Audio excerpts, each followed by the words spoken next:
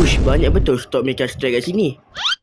Video sebelum ni aku dah bawa korang jalan-jalan dekat Ipoh dan juga Ipoh Uptown. Jadi sebelum aku singgah kat Ipoh Uptown tu, sebenarnya aku ada pergi singgah dekat satu server E berdekatan dengan area Nova Hotel dekat Ipoh ni. Jadi bila aku masuk kat server E tu, ada banyak betul pack Mecha Strike dan pack lain langsung tak ada. Aku pun angkat lagi dua pack ni, iaitu pack Mas Mana dan Mas Marah. Aku pusing kat belakang ada lagi barang-barang lama macam pack Mecha Battle ni, yang lama punya ni. Tapi tak apalah, kita angkat dua tu je. So jom kita buka pack Mecha Strike 2/9 yang kat depannya ada Mas Mana. Jom tengok kat apa yang kita dapat.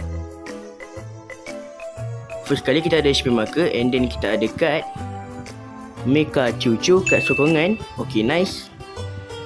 Next kita ada kad kat sokongan lagi robot pengawal penjara, and then kita ada kat sokongan lagi Mecha Tank. Okay, nice.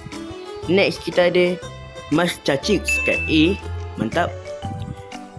And then kita ada kad C Fanbot.